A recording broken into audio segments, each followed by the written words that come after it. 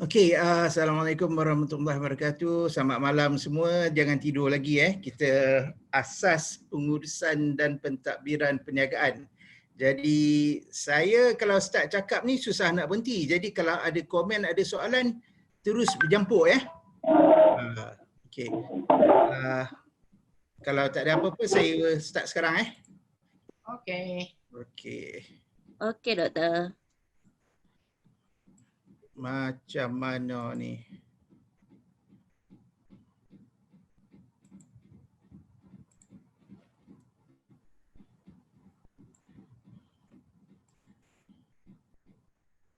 Sekejap. Dia punya ni tertutup. Okey. Okey, come in, we are open. Okey. Kena tengok muka je. Kalau tengok muka ni, okey. Saya nampak muka Maureen Cikita. Siapa ni? Okey, bismillahirrahmanirrahim. Okey. Basically, kelas malam ni asas pengurusan dan pentadbiran perniagaan. Kalau mengikut Sun Tzu ni adalah seorang filosofer, ahli falsafah dari China yang sangat terkenal lah. Dia tulis buku The Art of War. Taktik peperangan yang diguna pakai dalam falsafah. Dia kata strategi tanpa taktik adalah jalan yang paling lambat untuk berjaya. Kalau kita ada strategi tapi tak ada taktik. Strategi kita nak kaya, nak berniaga tapi tak ada taktik, maka kejayaan tu sangat lambat. Tetapi kalau kita ada taktik tapi tak ada strategi, kita nak berniaga tapi tak ada strategi, kita berniaga je, itu katanya adalah noise before defeat, bunyi sebelum kekalahan. Maksudnya kita jual barang, kita berniaga, tunggu masa je nak rugi kalau kita tak ada strategi. Jadi kelas kita malam ni, kalau saya nak simpulkan, yang saya bukanlah kata kelas, perkongsian saya malam ni lah.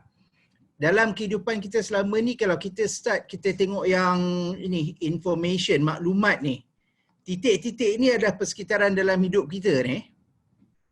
Kan? Kalau kita sambung dia punya titik-titik tu menjadi pengetahuan. Kalau kita atur lagi strategi, maka kita sebenarnya tak perlu melalui semua titik-titik itu. Maksudnya kita dah mendapat satu pengalaman. Dan pengalaman kita ni kalau kita ambil yang baik, kita belajar yang baik, maka itu menjadi satu strategi.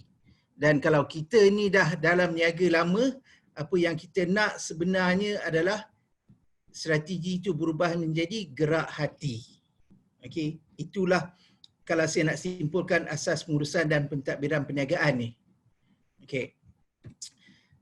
Faktor yang mempengaruhi industri perniagaan dalam kita berniaga ni, kita ada banyak faktor, tapi antara 5 faktor yang saya nak sentuh malam ni adalah kita ada ekonomi, kita ada teknologi, gaya hidup yang berbeza, politik kita sekarang ni, demografi. Jadi justru memerlukan kita kepada pengurusan dan pentadbiran perniagaan.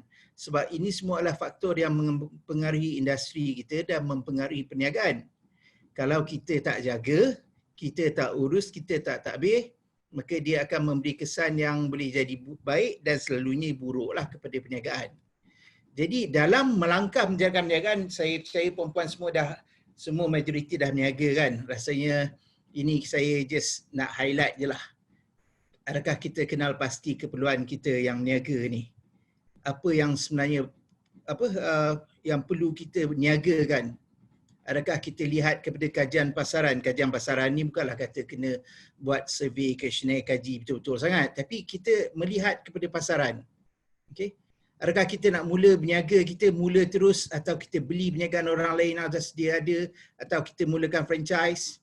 Kalau kita dah ada perniagaan, kita dah mula, adakah kita ada misi kita, objektif kita, strategi kita, atau kita sekadar bangun pagi, kita pergi jual, balik petang malam kita tidur tanpa bertanyakan misi, objektif ataupun strategi? Kalau tak ada itu, maka saya rasa kita pun takkan adalah perancangan operasi. Kalau tak ada perancangan operasi, kita tak adalah perancangan kewangan. Kita tak adalah buat rancangan perniagaan. Rancangan perniagaan ni macam Dr. Syukur berkongsi, saya percaya business model canvas. Dan kalau kita tak ada semua tu, macam mana kita nak laksanakan pelan perancangan? Okay. Ini adalah segala persoalan. Okay. Sebelum kita mula. Ini kita belum mula ni. Ini mukadimah ni. Okay. kalau kita imajinasi dan kreativiti, kita fikir seorang usahawan ni, langkah yang selalunya seorang usahawan tu buat haruslah bermula dengan satu pemikiran yang kreatif. Okay. Kita analisa yang sistematik. Sebab kalau Doktor boleh slow tak? Doktor boleh slow sikit tak? tak dengar lah saya. Boleh doktor slow sikit tak? Slow tu cakap jangan laju atau cakap kuat sedikit? Kuat tu okey, jangan laju sangat. Oh, jangan laju sangat. Okey. Kejap. Saya edit dekat sini dulu. Okey. Kita saya okey. Seorang usahawan ni kalau dia kata kebiasaannya, dia sebenarnya tak ada satu jalan yang betul. Masing-masing ada pelbagai cara dia sendiri. Tetapi kebiasaannya lah, kalau kita nak simpulkan di sini, seorang usahawan tu perlulah mempunyai pemikiran yang kreatif.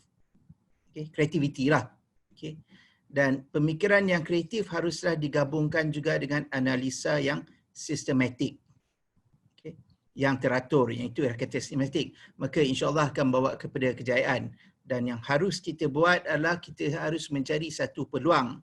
Yang kita kata cari identify gap tadi, cari peluang yang unik ya, yang unik. Rata-rata orang kita ni kalau kita tengok di satu kawasan seorang jual kuih tiaw, semua nak jual kuih tiaw. Seorang buat char kuih tiaw, semua nak buat char kuih tiaw. Seorang buat goreng pisang, semua nak buat goreng pisang. Itu adalah peluang, tapi bukanlah peluang yang unik. Unik ni kita mestilah mencari satu yang orang lain belum buat. Okay, supaya kita boleh jadi kelebihan kat kita. Jadi kita cari peluang yang unik untuk memenuhi keperluan dan juga kehendak. Apa orang perlu, apa orang tak. Itulah kita bagi peluang tu. Dan kita haruslah mengubah, semua orang ada masalah tapi kita ubah masalah tu menjadi peluang. Ini adalah satu yang saya rasa dalam budaya kita. Kita sentiasa takut dengan masalah. Kalau boleh saya berkongsi, kalau rakyat Jepun lah, orang Jepun selalunya dia akan lihat masalah ni sebagai satu peluang. Maka kat sini kalau boleh baca saya kata, masalah ni sentiasa memerlukan penyelesaian, betul kan? Begitu juga sebagaimana kalau kita berniaga, permintaan memerlukan penawaran. Ada orang demand, ada orang perlukan, maka kita supply, kita tawarkan. Jadi kalau kita ada masalah, maka masalah tu memerlukan penyelesaian. Okey. Jadi untuk perkongsian malam ni bila kita bercakap pasal pengurusan dan pentadbiran perniagaan. Jadi saya tune sikit perkongsian malam ni supaya lebih menjurus kepada perniagaan lah, kepada usahawan. Okey, sebab kalau kita bercakap dalam kuliah dalam universiti pun kita akan cakap pengurusan. Okey. Jadi pengurusan ni sebenarnya kalau nak kira definisi dia adalah pencapaian matlamat organisasi. Organisasi adalah kita lah. Dengan cara yang efektif dan efisien. Cara yang berkesan dan cara yang cekap. Melalui 4. Dan bila kita cakap pengurusan ni ada 4. Perancangan, pengaturan, kepimpinan dan pengawalan sumber-sumber organisasi. Jadi dalam definisi pengurusan ni kita haruslah bila kita berniaga, kita menyelesaikan sesuatu urusan melalui organisasi. Itu yang kata kena kreatif semua tu. Bila kita tengok orang-orang bisnes ni, dia sentiasa tukar kereta. Cakap, wah mewahnya. Sebab dia ada masalah, dia perlu ada kereta, maka dia beli kereta menggunakan perniagaan. Maksudnya dia beli kereta tu nanti cukai tak perlu bayar. Cukai tu boleh ditolak kan sebahagiannya daripada harga keperluan membeli kenderaan tu. Okay. Jadi kita selesaikan urusan kita tu melalui organisasi perniagaan kita. Okay, itulah cara kita mengurus. Okay. Dan kita harus membina sistem dan persekitaran yang betul. Dan untuk berlakunya semua ini, maka organisasi itu memerlukan pengurus yang baik. Bila cakap organisasi ni, kalau saya cakap dalam kuliah, maka student saya akan kata, tapi doktor kita student bukannya syarikat. Organisasi ni adalah orang. Orang ni adalah pengurus. Pengurus ni adalah kita sendiri. Sebab kalau company tanpa syarikat, tanpa pengurus, tanpa orang yang menguruskannya, maka tak adalah organisasi. Okay? Jadi konteks malam ni bila kita cakaplah pengurusan, kita pertama sekali adalah pengurusan tu kita mengurus diri kita sendiri dan mengurus perniagaan kita. Okay. So ini sedikitlah kalau saja saya nak tunjuk, kalau ini bahasa Inggeris lah. Jadi tak ada masalah lah rasanya. Okay. Yang kat belah kiri ni resources ni adalah sumber. Okay. Dan yang dekat belah kanan sekali ni adalah performance, adalah prestasi. Okay. Sumber ni ada banyak, human, manusia, kewangan, barang mentah, teknologi, information.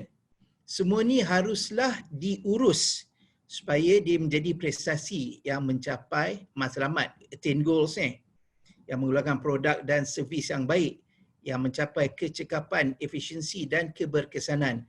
Macam mana kita nak proses bahan mentah resources ni menjadi prestasi, maka itulah proses pengurusan, process of management, yang ada 4 prinsip: planning, perancangan; organizing, mengatur; leading, memimpin; dan control, mengawal. Okey, kita mula dengan planning. Okey. Dia ada banyak definisi planning. Okey.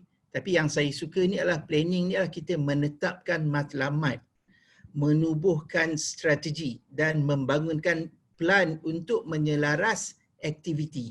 Itu adalah perancangan. Okay, bila orang kata ada planning tak? Bukan saja kita bangun tidur, kita plan nak breakfast apa. Tapi apa matlamat hidup kita hari ini? Apa strategi kita? Okay. So dalam perancangan malam ni yang saya nak berkongsi, ada 3 bahagian. 1, merancang dan menetapkan matlamat, planning and goal setting. Kita nak formulasi dan pelaksanaan strategi, dan kita nak membuat keputusan yang baik. Tapi nombor 1 sekali sebelum kita mula semua ni, apa yang kita harus fikir adalah apa yang anda mahukan dalam kehidupan. Okay. Inilah perancangan. Sebab berikutnya, kalau kita ada perancangan, maka kita akan organize. Kita akan atur kehidupan kita dan kita akan memimpin kehidupan kita supaya bermotivasi, dan kita akan mengawal corak kehidupan kita untuk mencapai apa matlamat kita tu. Jadi kita harus tanya apa yang kita mahu dalam kehidupan. Adakah kita cuma mahu berniaga nasi lemak setiap hari selama 20 tahun? Atau kita nak lebih pada tu? Okay. Sebab dari pengalaman saya, dulu saya lama di Sarawak contohnya, bila saya melawat orang kita ni, saya tanya, Pak Cik, apa matlamat Pak Cik 5 tahun daripada sekarang? Berapa pekerja Pak Cik? Pak Cik tu jawab, macam ni lah. 5 tahun pun macam ni lah. Cukup makan pagi sampai petang, sudahlah. Maka itu bukanlah satu perniagaan. Itu cuma satu pekerjaan. Tak kata salah. Okay, itu pilihan masing-masing. Saya pun makan gaji. Gaji banyak tu lah. Okay. Tapi adakah itu yang kita mahu dalam kehidupan kita? Okay. Dan perancangan ni adalah satu perkara yang sangat asas, sangat basic. Okay. Jadi bila kita kata sangat asas ni, bukannya benda yang sangat mudah. Ia mudah. Okay. Tetapi yang mudah tu yang pentingnya. Okay. Sebab semua fungsi pengurusan lain bermula dengan perancangan. Kalau lepas kita perkongsian saya ni, nanti ada pengurusan strategi, pengurusan operasi, pengurusan pemasaran, pengurusan kewangan. Jadi semua fungsi pengurusan lain bermula dengan perancangan. Planning, ya. So, bagaimana kita nak merancang masa depan yang belum dikenal pasti? Future undefined, yang belum kenal pasti. Sebab orang kita, no plan is perfect. Tiada rancangan yang sempurna. Tetapi kalau kita nak menanti sesuatu yang sempurna tanpa rancangan dan matlamat, kita sebenarnya menunggu organisasi untuk gagal lah. Okay. Justru apa yang kita perlu buat adalah kita perlu mengadakan satu plan yang strategik. Yang di awal tadi kita kata perlukan strategic thinking. Menentukan langkah tindakan yang perlu diambil. Ingat lagi apa yang Dr. Syukur kongsi. Saya rasa 3 kali perjumpaan, business model canvas. Okay. Perancangan dia adalah asas. Semua matlamat di dalam semua kuadran tu, 9 kotak tu, semuanya haruslah selari. Itulah asasnya. Bermulalah daripada nilai yang kita nak bagi, sampailah kita punya akses kita, dari mana macam mana kita nak menjual, hubungan kita, semua tu haruslah selari. Maka itulah perancangan, ya. Ini kalau cakap pasal visi dan misi ni, kadang orang fikir besar sangat. Visi memanglah semua untuk berjaya. Tapi kita cakap pasal misi. Okay. Bila kita cakap pasal misi ni, persoalan dia lebih khusus, lebih spesifik. Maka kita harus bertanya, siapa pengguna syarikat kita? Siapa pembeli kita? Because visi ni adalah perancangan. Perancangan dan matlamat saling berhubung kait. Kalau kita nak merancang, kita ada harus matlamat. Bila kita ada misi kita 5 tahun dari sekarang, apa yang kita nak capai? Jadi kita kena tanya siapa pembeli kita? Apa yang pembeli kita, pengguna kita cari? Itu yang dalam BMC, nilai apa yang dicari? Apakah peluang gap yang ada yang kita boleh bagi kepada pelanggan kita tu? Apakah yang akan terjadi kepada perniagaan pada masa hadapan? Kita tak fikir untuk 1 hari je, kita fikir setahun, 2 tahun, 3 tahun dari sekarang. Itulah misi. Dan perniagaan apakah sepatutnya diceburi pada masa hadapan. Okay. Jadi bila kita kata kita ada perancangan atau kita ada misi ni, maka ia perlulah didasarkan kepada kelebihan persaingan. Kalau bahasa Inggeris ni dia kata competitive advantage lah. Maksudnya dalam kita bersaing, kita mestilah bersaing dalam kelebihan. Kalau kita nak jual nasi lemak, kenalah pastikan kita ni pandai masak. Kalau orang kat sebelah restoran ni pandai masak, kita pun nak buka sebelah dia, nak jual juga, kita nak lawan dengan dia, maka itu bukanlah perancangan yang baik lah. Okay? Sebab kita takkan dapat kelebihan persaingan. Okay. Kepentingan perancangan bila kita kata planning ni, kerana perancangan ni bukan saja dia adalah matlamat, dia adalah motivasi, tapi dia adalah satu perkara yang mustahak sebab dia akan menjamin kejayaan dalam setiap usaha. Jadi antara faktor kritikal yang mesti diberi perhatian dalam merancang bila kita kata perancangan ni, kalau tengok NTV7 dulu dia ada bagi iklan untuk kanak-kanak yang suka menabung tu. Dia kata SMART goals. SMART tu artinya specific, measurable, achievable, realistic dan time bounded. Maksudnya matlamat kita tu mestilah spesifik, measurable dapat diukur, achievable dapat dicapai, realistic tu reality lah dengan angan-angan, dan time bounded tu ditetapkan dalam parameter waktu. Jadi puan-puan harus fikir dalam perancangan, kalau puan-puan ada strategi kata nak berjaya esok hari atau 5 tahun dari sekarang, adakah perancangan puan-puan ni spesifik apa nak dicapai? Boleh tak diukur pencapaian tu? Boleh dicapai ataupun tidak? Realistik ataupun tidak? Dan berapa lama untuk dicapai? Okay. Jadi kalau kita dah ada matlamat tu, maka kita kena tanya balik komitmen. Kita ni hidup seorang ataupun kita hidup bermasyarakat ataupun dalam keluarga. Adakah kita dapat komitmen, sokongan daripada semua yang terlibat? Keluarga ke, rakan kongsi ke, pekerja ahli pasukan ke. Jadi bila kita cakap pasal SMART, kita cakap pasal parameter waktu tadi, kita kena ada milestone. Kalau kita nak tanya 5 tahun, janganlah tunggu 5 tahun baru nak fikir. Jadi tengok lepas 1 bulan. Tengok selepas 3 bulan.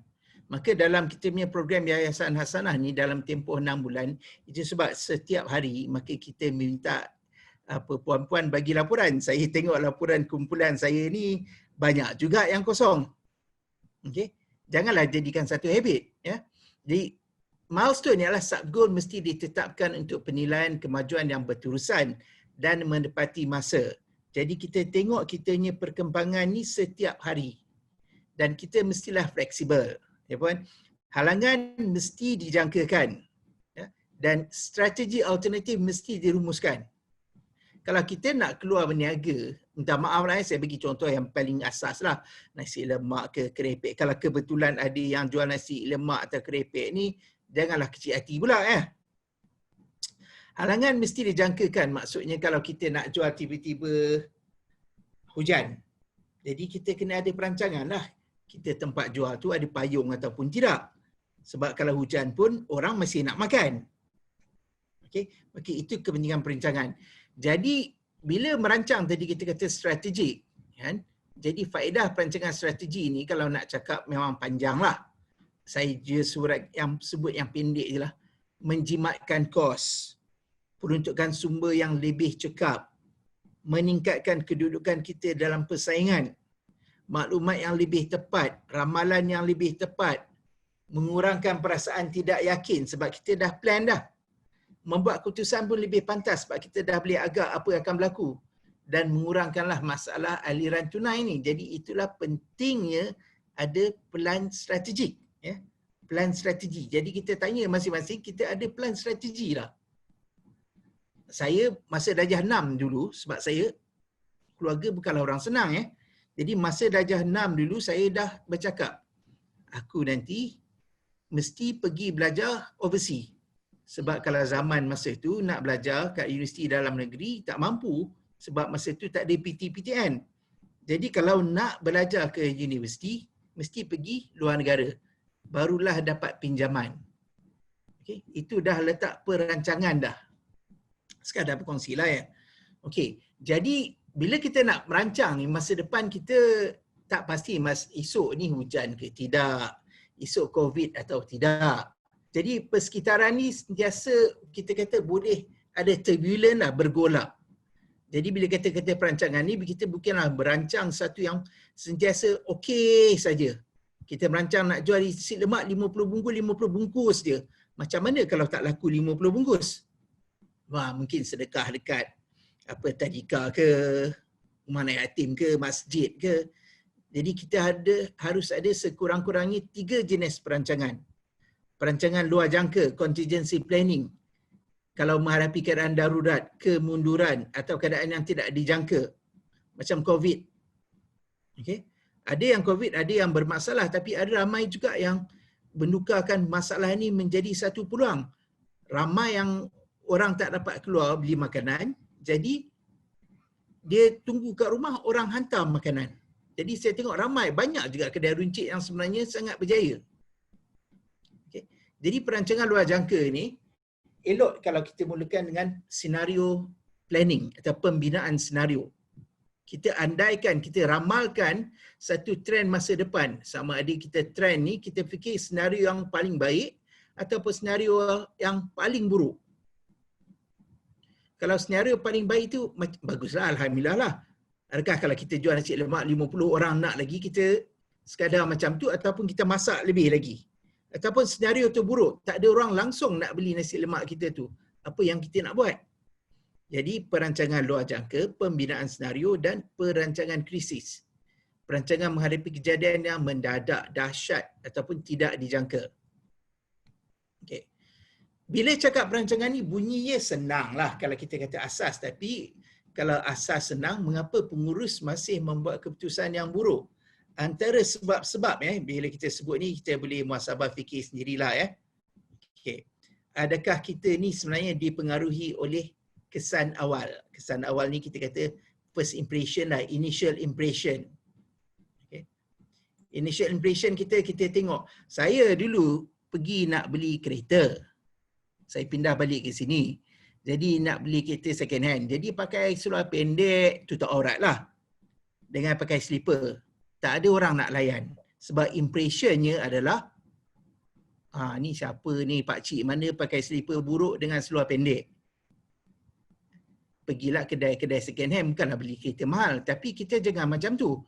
Jangan dipengaruhi oleh initial impression. Kita tengok peniaga, orang yang datang nak membeli tu, dia pakai t-shirt buruk saja, janganlah kita andaikan dia tak ada duit nak beli barang kita.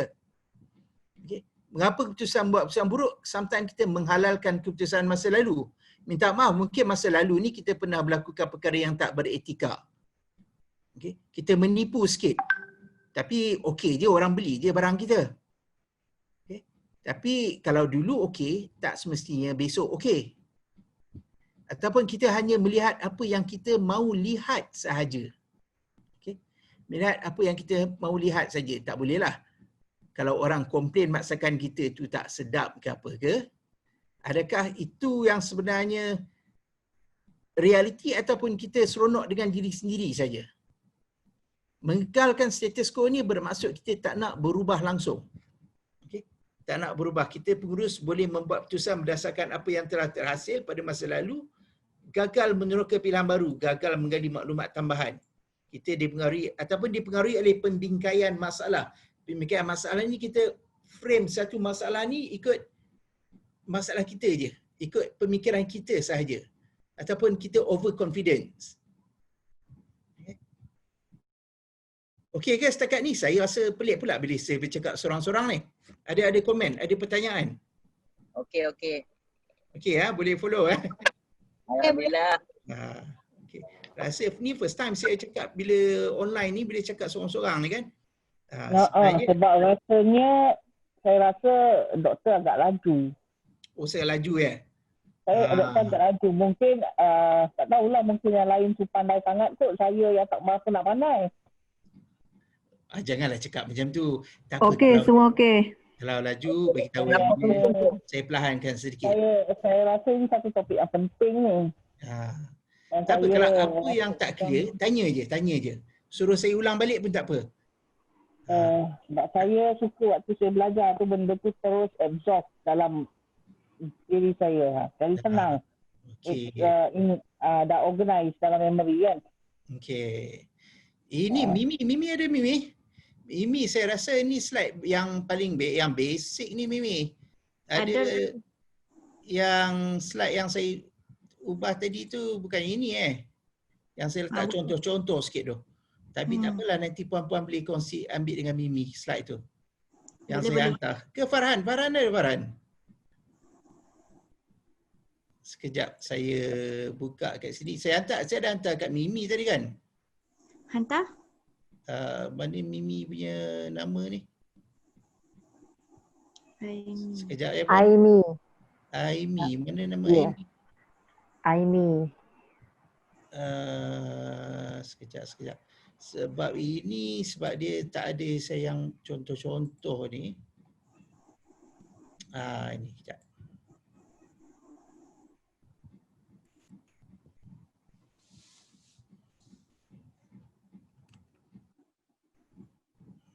Okey.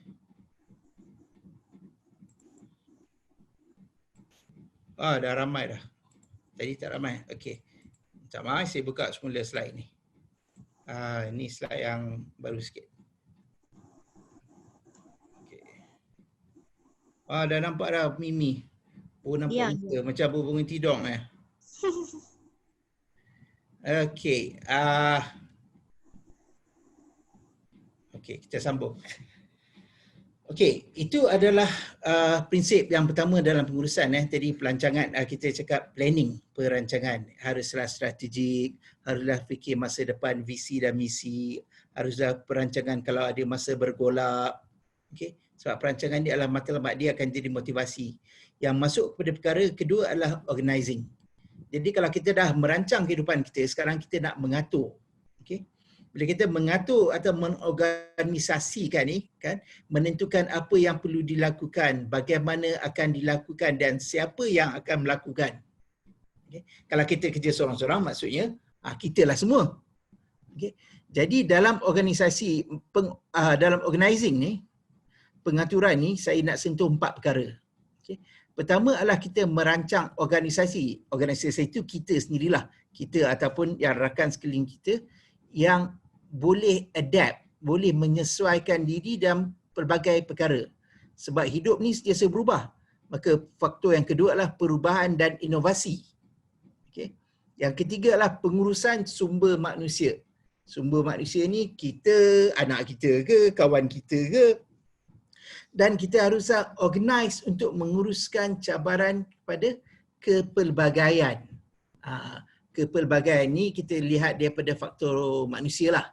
Manusia ni ada pelbagai, rambut sama hitam, hati lain-lain, perangai lain-lain. Jadi kepelbagaian ni haruslah kita uruskan. Ya, jadi puan, dalam organizing ni, pengaturan ni 4 perkara kita nak lihat. Selalu yang perkara ni saya lihat sangatlah asas juga, dan banyak juga organisasi yang saya bercakap ataupun sama-sama kawan-kawan yang saya berkongsi pendapat, ini adalah antara perkara yang banyak berlaku kesilapan sama ada perniagaan kecil atau perniagaan besar. Okay. Struktur mengikut strategi. Okay. Structure follows strategy. Selalunya orang terbalik. Dia ada structure dia, lepas tu baru dia nak buat strategi. Kita sebenarnya kena ada strategi, dan struktur kita tu mestilah mengikut kepada strategi. Contohlah kelas strategi kita tadi kata nak jual nasi lemak. awal pukul 6 pagi, kita mestilah ada struktur pekerja kita atau kita sendiri yang boleh bangun awal pagi. Okay? Sebab semua ni adalah prestasi dipengaruhi oleh struktur. Dan matlamat strategik ini haruslah mendorong struktur. Ini takut confuse sikit. Dan struktur harus memudahkan tujuan strategik. Bunyi dia macam panjang, puan tengok yang kat bawah ni je. Erti kata dia matlamat strategik haruslah membawa kepada struktur dan struktur ni akan membawa kepada prestasi perniagaan. Macam orang main bola tu, kalau dia nak menang, that's why dia ambil Lionel Messi ke, Cristiano Ronaldo ke. Dia atur strategi tu, maka dia atur struktur pemain dia tu untuk menyokong pemain-pemain yang hebat ni. Kalau kita ada strategi nasi lemak kita atau nasi ayam penyet kita, sambal kita tu yang sangat sedap, maka strategi struktur kita mestilah menyokong kepada struktur menyokong kepada strategi tu, barulah perniagaan kita boleh berjaya, insya-Allah. Okey. Bila cakap pasal perubahan, inovasi dan perubahan tadi, okey. Memahami perubahan ni, bila orang cakap susahnya dah berubah, perubahan masyarakat dan budaya. Melakukan perubahan tu memanglah susah. Tetapi yang senang sikit tapi yang selalu orang abaikan perkara asas adalah memahami perubahan. Jadi memahami perubahan ni adalah sama pentingnya dengan melakukan perubahan. Kita lihat anak muda kita sekarang ni, macam Cik Mimi kita ni, dia beza daripada kita dulu.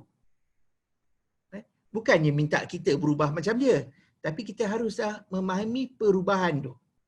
Okay. Jadi perubahan tu perubahan macam mana? Perubahan ni meliputi usahawan, pekerja, pelanggan, cara dia orang fikir. Perubahan dalam pemikiran dia orang macam mana? Perubahan dalam gaya hidup dia orang macam mana? Perubahan cara pembelian dan penggunaan dia orang macam mana? Okay.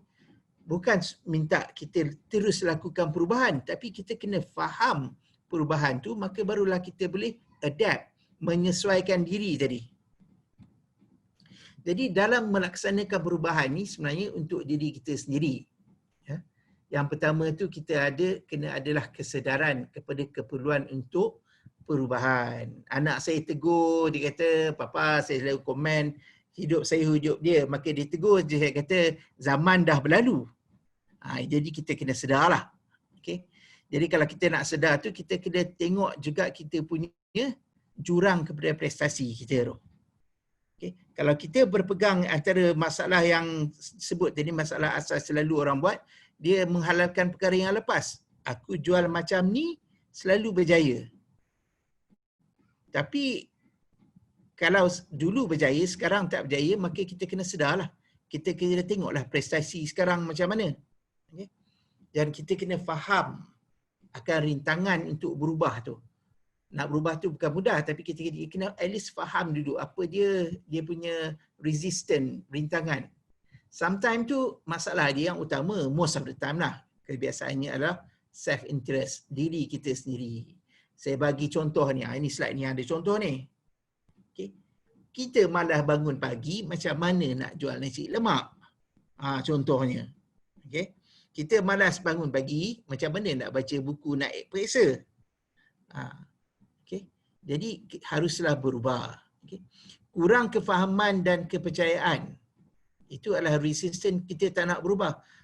Nanti Cik Den akan berkongsi, mungkin bulan depan ke, Lazada dan Shopee. Masih ramai di kalangan kita ni yang dia kurang faham dan dia tak percaya pun. Okay. Lazada, Shopee, memanglah ada yang menipu. Tapi ramai juga yang berjaya. Nanti tanyalah Cik Den, dia punya pengalaman dia dalam Lazada dan Shopee. Ni malam ni, ni bukanlah kata nak promote pula. Hari ni 9 hari bulan 10. Lagi 3 jam lagi 3-4 jam, 10 hari bulan 10. Malam ni ada sale. Tak ada duit.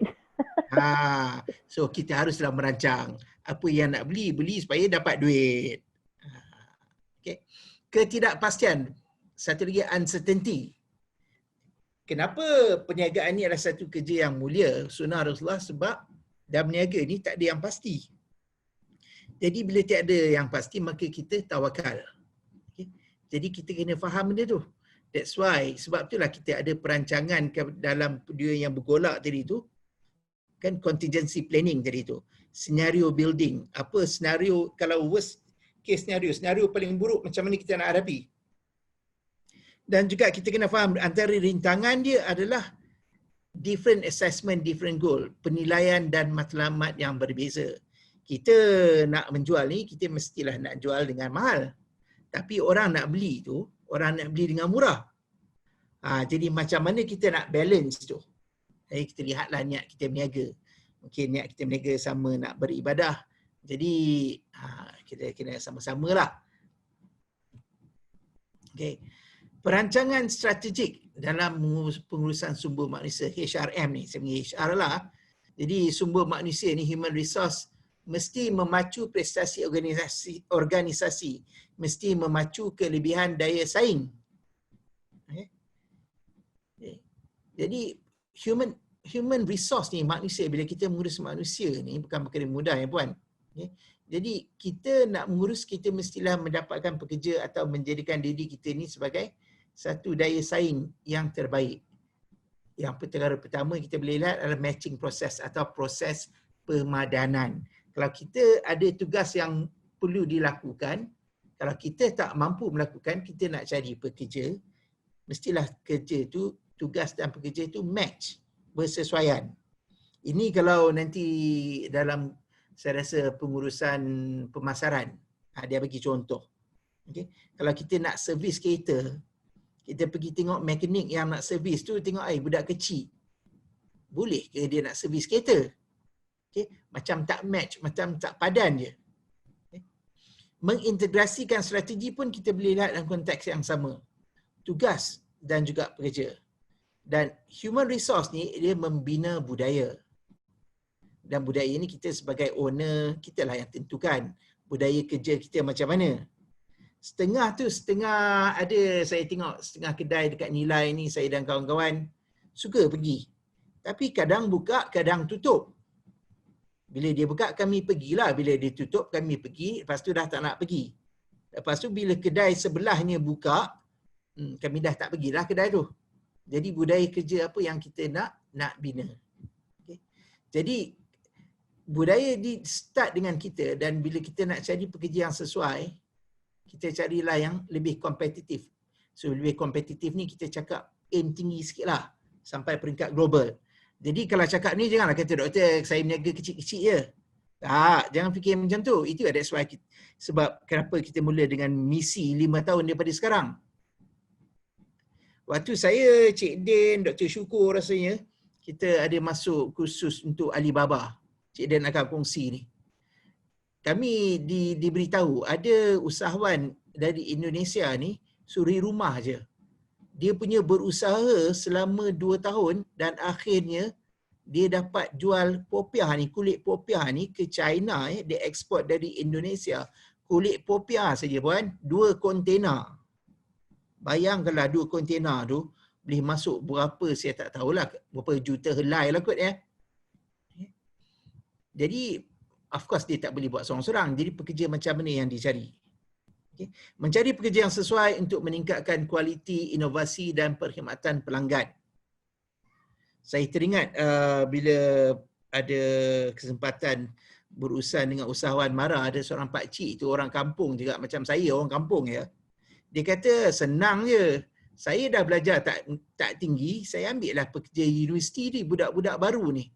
Yang ada inovasi, yang belajar Shopee, ambil dia orang lah yang menjaga. Itulah contohlah menjadi pekerja yang sesuai. Kalau kita tak dapat berubah, maka kita memahami perubahan, kita carilah pekerja yang memang dalam budaya dalam teknologi itu, menerapkan teknologi maklumat untuk perniagaan. Kita tak mampu, maka kita carilah pekerja-pekerja itu. Macam saya malam ni, kita terima kasih ada Farhan, ada Aini. Saya pun bukanlah pandai sangat teknologi. Maka dia orang dah set up, siap-siap dah. Budak muda sekarang ni, pandai IT. Okay. Menguruskan kepelbagaian. Okay, kepelbagaian ni katakan diversity ni kebiasaannya kalau dalam buku teks ni dia akan kata berbeza ni bangsa, jantina, umur, gaya hidup. Okey, kalau dalam pentadbiran perniagaan dia akan kata tak bolehlah ada being racist, mestilah bagi keadilan dalam pekerjaan. Tapi dalam konteks perniagaan ni, yang pentingnya lagi selalu kita adalah memahami kepelbagaian. Maksudnya kita memahami perbezaan bangsa, jantina, umur, gaya hidup ni, yang rambut sekarang dah tak sama hitam, maka hati pun dah tak sama hitam putih, dah lain-lain, perangai pun dah lain-lain. Dan bila dah lain-lain ni, macam mana kita nak menguruskan? Ini saya ambil contoh Cik Aimi dan takoyakinya. Kalau puan-puan nak tahu, Cik Mimi Aimi kita ni jual takoyaki. Satu model dia kata inklusif model inklusif ni, model yang merangkumi semua cara di mana pekerja atau pembeli berbeza. Kalau 10 tahun dulu, takoyaki ni masa saya kat Jepun, saya makanlah takoyaki. Balik kat Malaysia ni susah nak cari. Tapi sekarang ni kalau nak order kat Puan Mimi, Cik Mimi kita ni sebelah je. Itulah kepelbagaian. Bagaimana kepelbagaian ni mempengaruhi pekerja pelanggan? Kita tengoklah TV. Daripada tengok TV tu pun banyak dah kita boleh belajar. Okey, K-pop. Maka ada K-pop Korea. Banyaklah orang jual makanan Korea. Tengok makanan Jepun, makanan Jepun. Tengok Spanish, Spanyol, makanan Spanyol. Maka itu adalah cara anda menguruskan kepelbagaian. Tak perlu baca buku teks sebenarnya. Okey. Boleh lihat persekitaran sekeliling saja.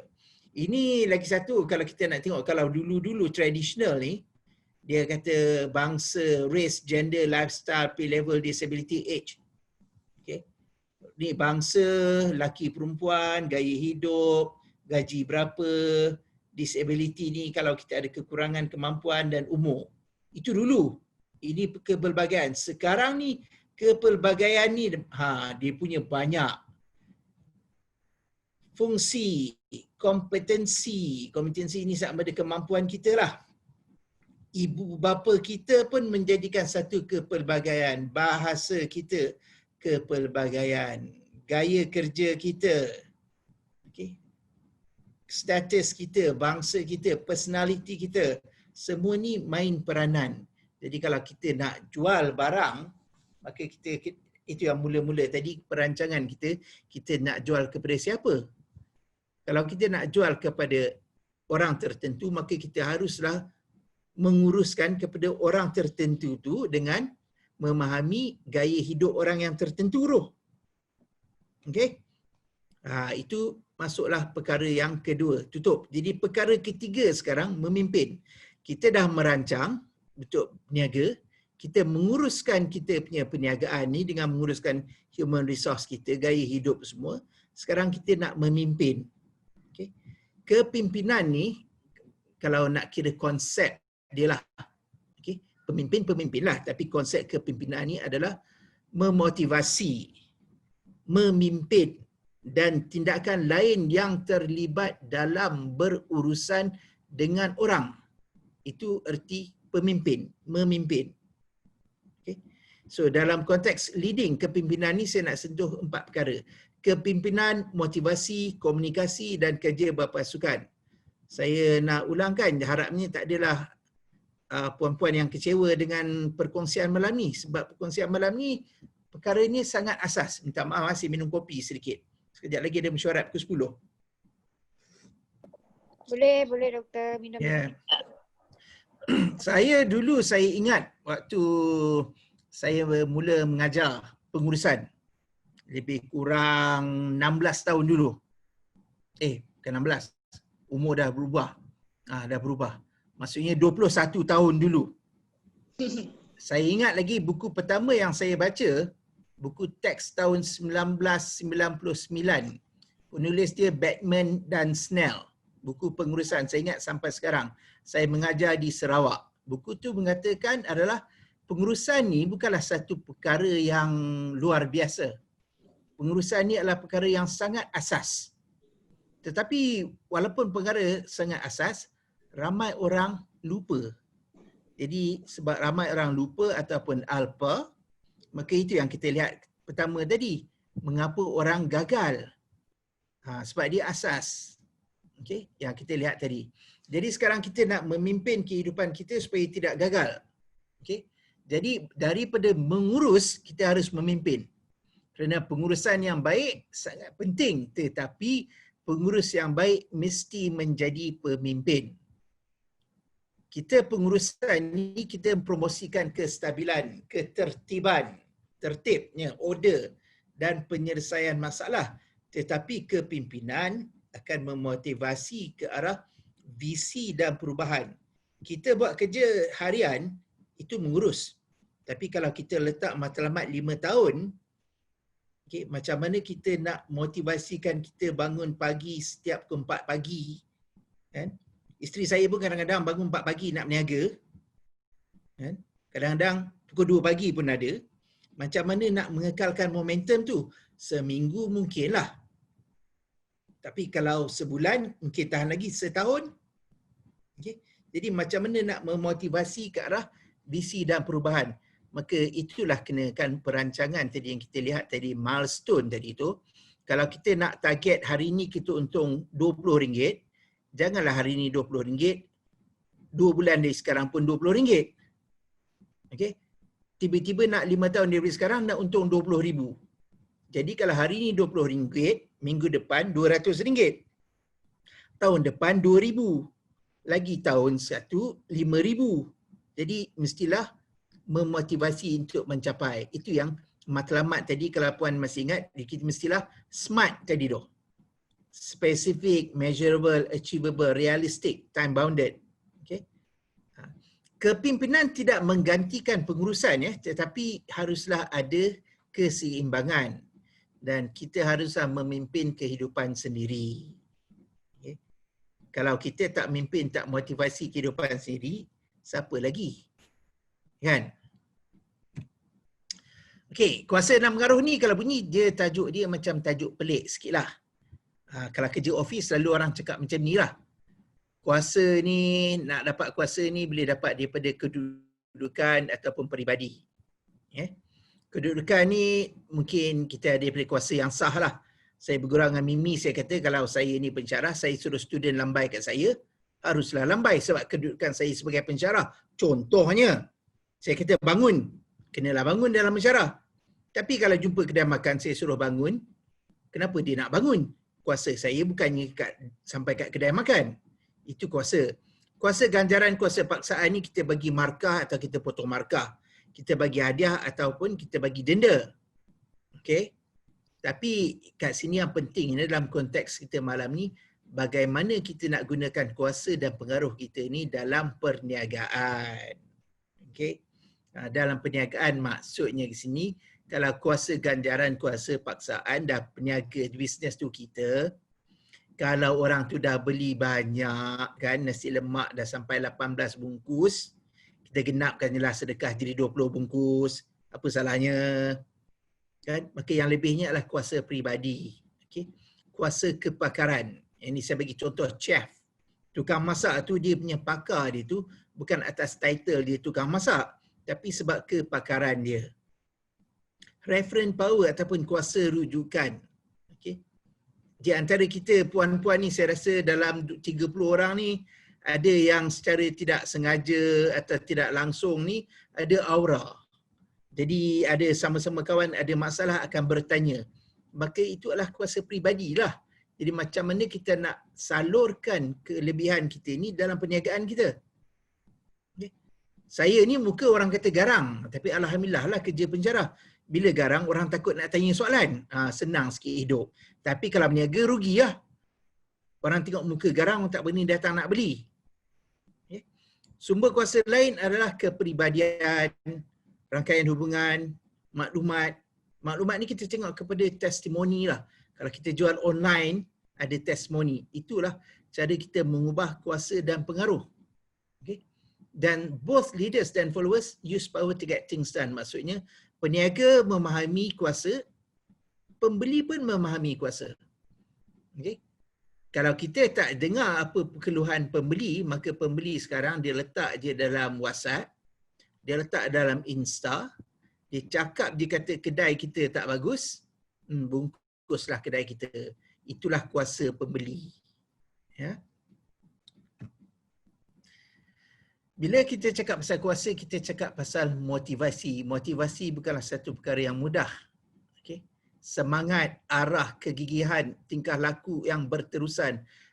Motivasi nak baca buku sampai 5 tahun, 10 tahun, sakit juga.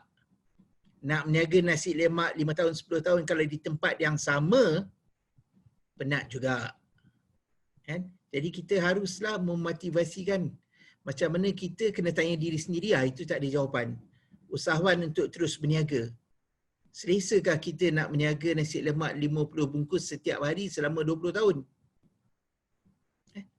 Sumber kuasa sama ada dalaman ataupun luaran kepada seseorang yang mencetuskan semangat dan kegigihan. Itu adalah motivasi. Sama ada dalaman kita ataupun luaran. Okay, dalaman ni kita rasa puas hati. Luaran ni mungkin kita lihat kepada keuntungan. Itu yang awal tadi saya kata, yang pertama sekali, apa yang kita nak dalam kehidupan kita. Ada 2 partisipan raise hand ni, ada soalan ke? Ke salah tekan? Ni Puan Mariani ada angkat tangan. Tak ada. Silap tekan kot. Okay. So motivasi peniaga atau pekerja akan definitely sudah pastinya akan mempengaruhi produktiviti. Okay. Jadi kita harus faham konsep itu dan kita harus jaga. Tugas pengurus adalah untuk mengarahkan, menyalurkan, dan tugas pemimpin ni menyalurkan motivasi ke arah pencapaian matlamat. Jadi dalam yang saya nak kongsi malam ni, ini segala konsep-konsep ni sebenarnya kita harus faham dan kita jadi ilmu ni macam mana dia menjadi satu realiti, menjadi satu gerak hati.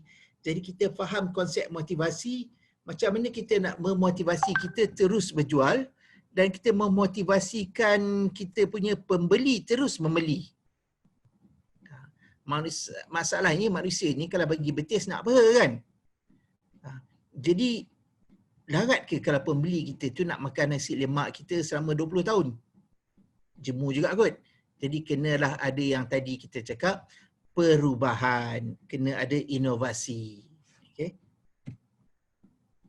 Communication, komunikasi untuk memujuk dan mempengaruhi orang lain. Ini adalah satu kuasa ni, kuasa kepribadian. Macam mana nak memujuk ni? Keupayaan untuk memujuk dan mempengaruhi sangat penting. Okay. Mengeluarkan arahan bukan lagi satu cara yang berkesan untuk menyelesaikan sesuatu.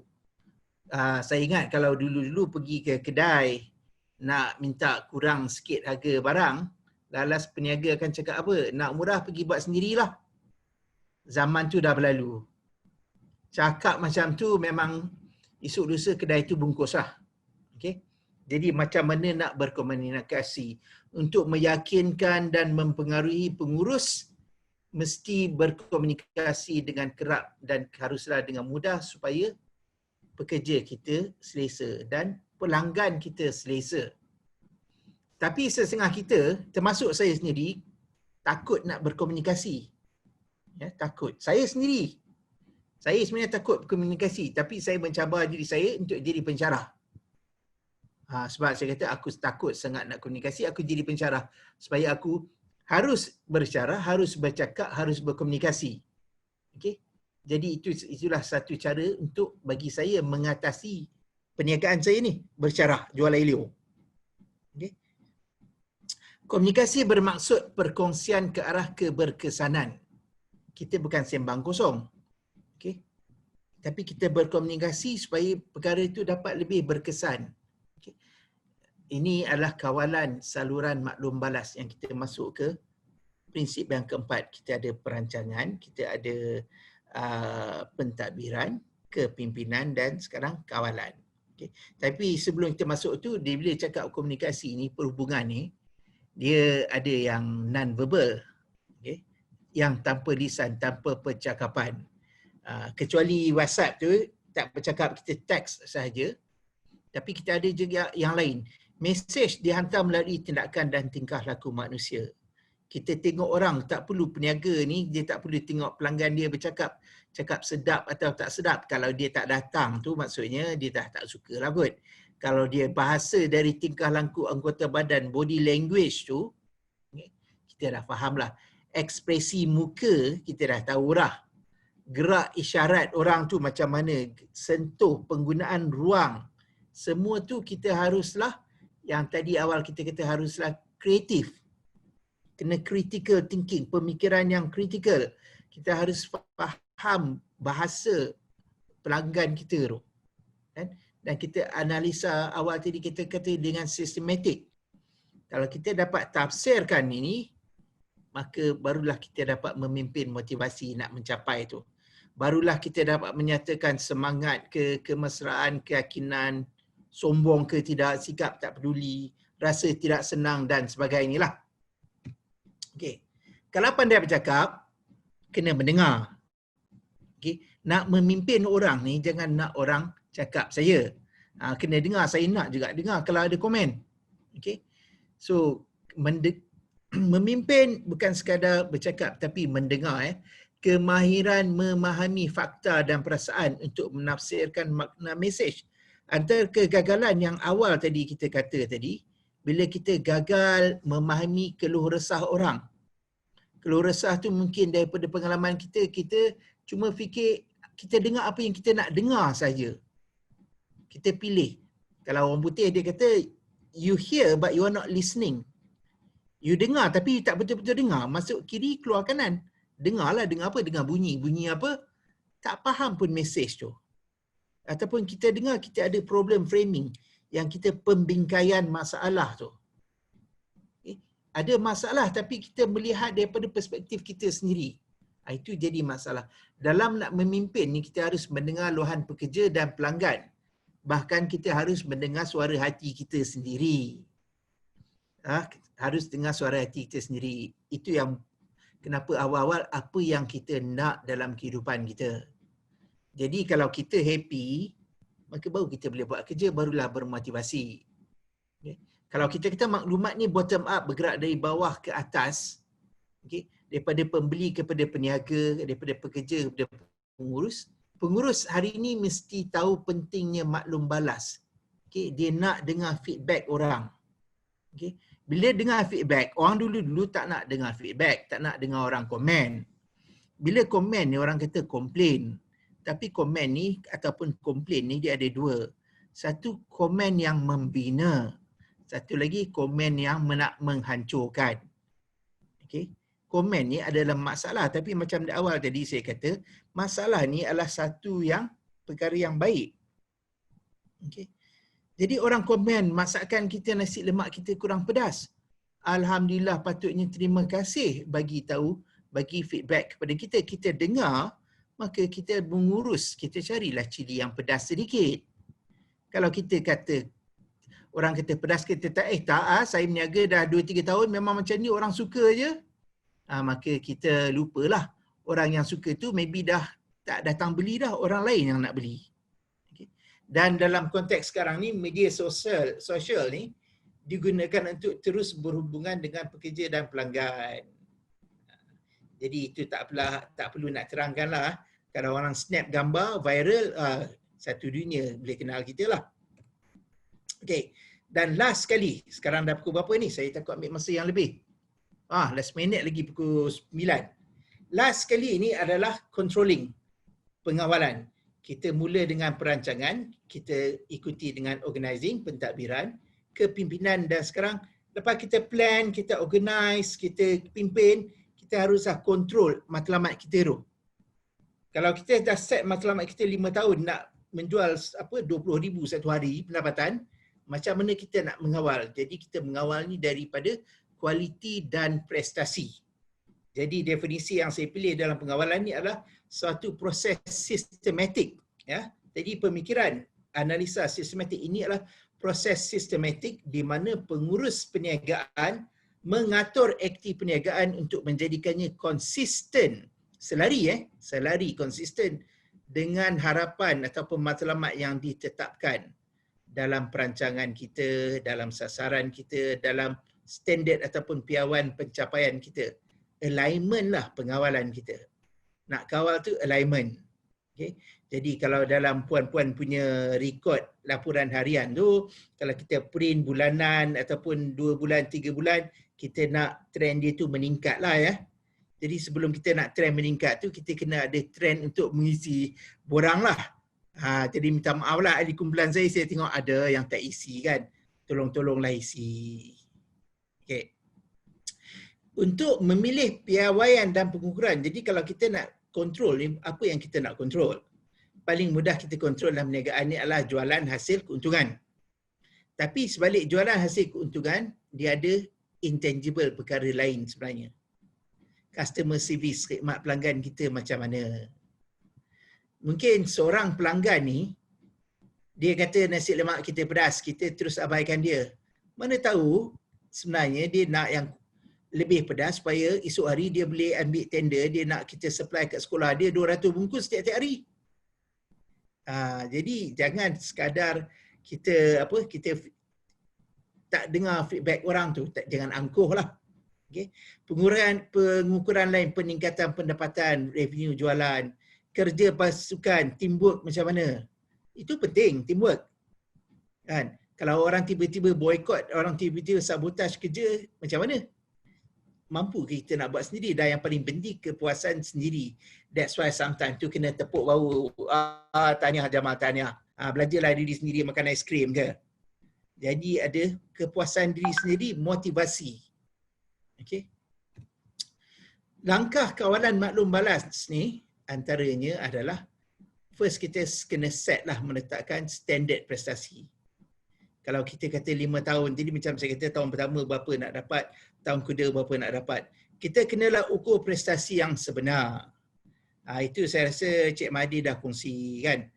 Janganlah kalau kita dapat wang yang bukan dari perniagaan pun, kita menipu diri sendiri, kita letak dalam rekod itu adalah perniagaan. Tak boleh. Sebenarnya kalau kita tipu diri sendiri je. Dan kita bandingkan prestasi kita tu, yang kita ukur dengan sebenar dengan standard tu. Kalau benda itu tak align, tak selari, maka kita ambil tindakan pembetulan. Okay, saya nak stop dekat sini sebab kalau kita nak study dengan lebih mendalam, 2 minggu dari sekarang kita jumpa dalam pengurusan operasi. Tadi yang saya kata daripada raw material nak diproses menjadi prestasi tu, maka itu adalah kita kata pengurusan. Ini pengurusan secara umum. Itu pengurusan secara umum kita lihat kepada perancangan, pentadbiran, kepimpinan dan pengawalan. Kalau kita nak measure lebih detail, kita nak dengar cerita banyak, kalau nak cerita pasal cerita Jepun ke, saya duduk di Jepun 4 tahun, Alhamdulillah. Kita tengok lagi 2 minggu pengurusan operasi. Jadi sebelum saya tamatkan malam ni punya sesi, jika pengurusan dan pentadbiran adalah perkara asas, sebagaimana saya mulakan tadi, saya kata benda ni basic. Jadi mengapa usahawan gagal? Jawapannya dalam kursus berikutnya. Itu kita boleh lihat. Masalah produk, masalah pemasaran. Kita ada Dr. Syukur kan Cik Din yang akan cakap pengurusan pemasaran, pengurusan juga kesukaran kewangan, kita akan lihat pengurusan kewangan. Duit, kewangan haruslah diurus, dan juga masalah pengurusan dengan saya, pengurusan operasi. Okay. Dan cakap nak habis. Jadi saya bagi latihan untuk diri sendiri. Kita muhasabah sedikit malam ni sebelum tidur. Sebelum nak tunggu 10 hari bulan 10 ni, kalau ada siapa nak membeli kat Lazada atau Shopee, kita muhasabah, atau orang putih kata buat reflections. Orang Jepun kata hansei, hansei shite kudasai, okay. Orang kita kata kita renungkan, adakah kita semua mempunyai ciri-ciri usahawan yang berjaya, yang antaranya keinginan untuk berdikari. Tanya diri sendiri. Inisiatif yang tinggi, bermotivasikan peribadi dan keluarga. Tak payah cakap orang lain. Kalau kita tak sayang diri sendiri, tak sayang keluarga, then nak sayang siapa lagi kan? Inginkan hasil yang pantas dan konkret. Adakah itu kita? Adakah kita mampu menceburi perniagaan secara kebetulan maupun perancangan? Sometimes business ni kita tak rancang, tiba-tiba ia dapat. Itu yang kita kena buat, contingency planning tadi tu. Mampu bereaksi dengan cepat. Tiba-tiba orang order nasi lemak 50 bungkus awal 7 pagi. Takkan nak balik kosong je. Macam mana ni nak jual apa lagi? Berdedikasi untuk perniagaan. Itu baru 8 perkara. Saya tambahkan lagi peribadi seorang usahawan. Puan-puan boleh baca kat sini. Komitmen, tekad, ketekunan, dorongan untuk kekal berjaya, berorientasikan peluang, inisiatif, bertanggungjawab, gigih cari penyelesaian, sentiasa cari maklum balas, toleransi, kesamaran, tawakal, bijak ambil risiko, toleransi dalam kegagalan, sentiasa bertenaga, kreatif, inovatif, visi, semua perkara yang baik-baik lah. Dan semua perkara ni asas. Tak payah baca buku pun tak apa. Kalau saya kata sebelum tidur malam ni buat 20 peribadi usahawan yang baik, saya rasa semua orang boleh tulis. Tapi bukan sekadar menulis. Adakah kita cuba faham, adakah kita mempunyai peribadi ini? Kalau kita tak ada, maka kita haruslah merancang untuk kita berubah. Kita mengurus diri kita sendiri. Kita memimpin supaya kita bermotivasi dan kita mengawal supaya perubahan tu boleh berlaku. Nak kata nak berubah sekelip mata ni kadang susah lah juga kan. Okay. Ini kalau nak lebih boleh tanya Cik Mimi kita. Hak ni yang bahasa Inggeris saya tak sempatlah nak translate. Hari ini dia kata kriteria yang selalu. Itu kalau tadi saya kata 20, ini 42. Honest, nombor 41, honesty, kejujuran. Okey, siapa rasa dia jujur angkat tangan. Okey. Ataupun ini adalah juga antara types and classes, jenis-jenis masalah yang selalu dihadapi oleh peniaga. Okey. Ini telefon Cik Mimi, kacau dia sikit. Tapi benda ni sebenarnya benda asas lah. Okey. Rather than kita tanya apa masalah yang kita hadapi, kita tanya benda yang asas tadi tu. Adakah kita jujur dalam niaga? Adakah kita rajin? Adakah kita bermotivasi?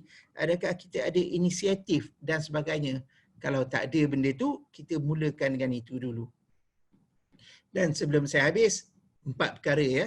Kita buat perancangan, kita mengurus perancangan kita tu, kita memimpin supaya kita bermotivasi dan kita harus mengawal perubahan yang kita nak buat tu.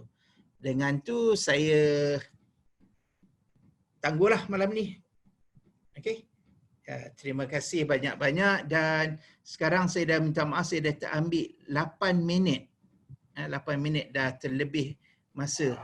Tak apa, doktor. Jadi kalau ada nak tanya sikit-sikit tu, bolehlah saya duduk kat sini tak pergi mana lagi. Kalau tak ada, kita nak live group pun sila-silalah, tak ada masalah. Kebiasaan kelas veteran tu terlajak setengah jam. Oh, terlajak Jadi, setengah jam.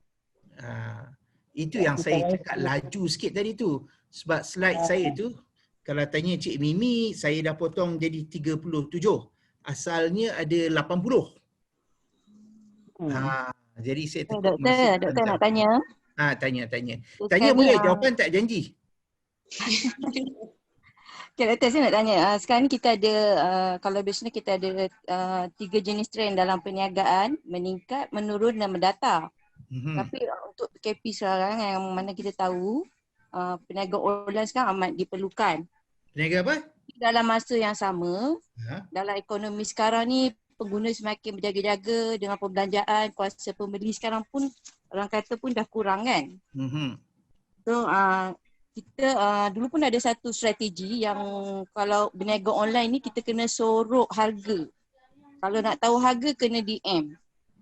Tapi kalau kita pamer harga pun dia boleh buat calculation untuk beli sama ada beli pun atau tak. Persoalan kat sini, perlu ke tak perlu kita beritahu harga barang untuk peniaga online? Saya tak ada jawapan. Tak ada jawapan, doktor? Saya tak ada jawapan. Sebab kalau Puan Sally tanya soalan tu kepada semua ahli dalam kumpulan ni, masing-masing akan bagi jawapan yang paling kurang 5 hingga 10 yang berbeza. Itu yang kita kata kepelbagaian. Sebab kita kena tengok juga Puan Sally nak jual apa? Nak jual kepada siapa? Dia dan faktor-faktor tu yang memberi memberi impak kepada strategi jualan kita tu. Tengok barang apa yang kita nak jual. Kalau kita letak barang tu terlalu murah, orang kata barang tak berkualiti. Kita letak barang terlalu tinggi, orang kata mahal sangat. Kita letak harga, tak letak harga, orang kata nak sorok, nak menipu. Kita letak harga, orang kata mahal atau murah. Jadi dia harus bergantung kepada barang apa kita nak jual, kepada siapa kita nak jual. Minta maaf lah. Macam itulah jawapan saya. Tapi salah kan doktor kalau kita tak pamer harga kan? Boleh mengadu dekat apa? KBD ke apa? Tak juga kot. Tak adalah. Kalau tengok Shopee, Lazada ke apa benda, that's why dia ada kat bawah tu make offer. Kan?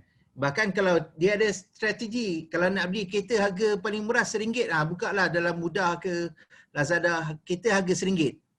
Tapi RM1 tu sebab dia tahu orang akan, macam saya ni kalau nak cari harga kereta, dia akan susun kereta yang tahun let's say 2015 hingga 2020, saya letak susun atau yang paling murah.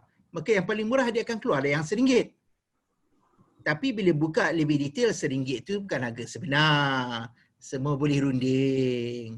Maka strategi dia nak menarik perhatian.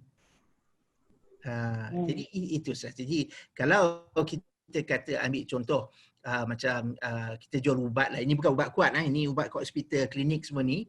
Maka dia ada undang-undang yang tak boleh nak pamerkan harga. Yang tu logik lah. Okay, berapa kita punya test untuk apa, bahkan nak letak berapa percentage, itu dikawal. Okay, itu akta pemasaran, marketing untuk medical tak benarkan. Tapi kalau takat benda-benda biasa, perlu. Kalau pergi dekat garaj kereta pun dah berpuluh tahun kena letak berapa harga kan. Betul-betul. Tapi saya rasa itu bukan masalah utamalah. Itu strategi lah apa kita nak jual. Yang lebih penting bagi saya nanti boleh kongsi dengan pengurusan pemasaran macam mana kita nak letak pricing harga yang sesuai. Harga yang menarik perhatian orang. Yang tak mahal, tak murah, orang selesa. Kalau nak dengar cerita, saya bagi satu cerita lah. Okay. Cerita benar dekat Jepun dulu, ada satu kedai ni, dia dah nak bankrupt. Okay. Barang-barang dia tak laku pun. Kalau let's say dia jual 100, maka orang akan buat apa? Orang buang kos 1 kosong jadi RM10, betul? Tapi dia daripada 100 ditambah lagi 1 kosong. Jadi daripada kalau 1,000 tu tambah lagi 1 kosong lah. Dari Seng Yang tu 1,000 yen, jadi Ichimang 10,000 yen. Maka terus kedai tu laku. Sebab orang kata, wah, kalau 10,000 barang mahal mesti berkualiti. Macam itulah pemikiran orang. Ini cerita benar. Okay. Jadi kita nak jual tu barang tu, adakah kita nak set barang itu sebagai premium ataupun barang tu sebagai murah? Bagi saya yang tu lebih penting. Okey doktor, terima kasih. Okay. Minta maaf kalau tak menjawab soalan. Memang tak dapat nak jawab sebab that's why awal-awal lagi. Itu pun dah memadai dah tu, dah cukup dah tu. Cukup senyap. Okey, ada yang lain. Mimi mana Mimi? Tunjuk muka Mimi, jangan tidur lagi. Doktor, saya ada nak tanya. Kalau yang macam kita ikut strategi yang naikkan harga supaya orang ingat harga barang tu berkualiti, jangan harga kecil sikit. Bukankah itu ada macam unsur-unsur menipu lah, strategi yang menipu. Kalau bagi saya lah macam kalau saya peniaga, saya jual barang tu, saya akan terus terang berdasarkan kualiti barang tu, kebagusannya, kualiti produk lah. Jadi kita bagi saya strategi yang jujur tu akan insya-Allah akan selama-lamanya akan berkesan. Tak kisah masa tu kita tak ada sale ke, ada sale, tapi sentiasa keep on honestly the best policy tu. Kalau saya lah. Jadi saya tak akan kata saya nak naikkan ni sebab kualiti dia apa, tak. Saya kalau berniaga saya akan based on kejujuran nilai, dan saya percaya memang macam kalau kita beli kasut Nike, saya pernah dulu orang tanya, macam belagak lah pakai sandal Nike masa sekolah dulu lah. Tapi bagi saya beli sandal yang harga RM20, 3-4 bulan koyak. Saya beli Nike sandal, actually bukan beli lah, hadiah daripada kakak saya. 280 tu lasted for 18 years. So saya rasa wow. Dan saya akan betul Puan Norma. Okey, sekarang saya tanya Puan Norma. Puan Norma beli kasut Nike RM280. Kalau saya kata ada satu kedai jual kasut Nike harga RM28. Apa pendapat Puan Normah? Saya akan pergi tengoklah, of course, sejujurnya. Saya takkan pergi. Saya kata kedai itu mesti menipu punya.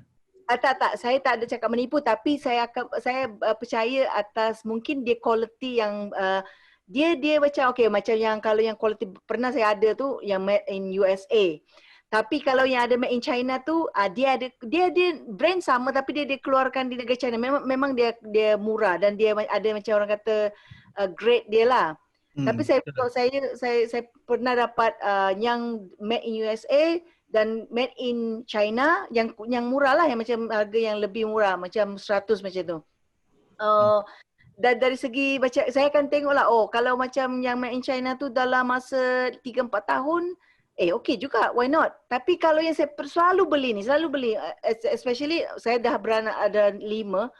Saya tahu kalau saya beli yang harga RM8, RM9, 3-4 bulan mesti terputuslah itu. Jadi saya akan kumpul duit tu, saya akan beli yang betul-betul quality macam Crocs tu. Memang saya Crocs ni betul. Kerana lah kalau saya mampu kan, saya akan beli yang quality. Saya save duit lah macam tu. Tapi orang kadang-kadang menilai ada duit dia ni beli Crocs, tapi orang tak menilai yang Crocs tu dia punya quality tu yang kita nak, supaya kita tak pening.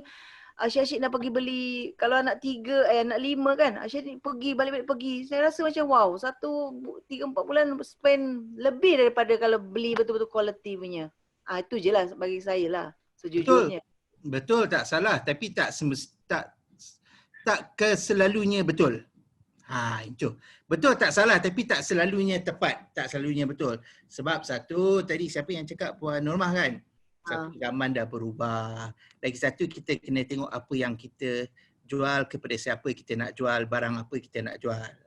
Kalau kita cakap macam kasut Nike tadi tu, kalau kita biasa beli RM280, kalau orang nak jual RM28, kebiasaannya orang kata memang kalau nak clear stock pun memang taklah.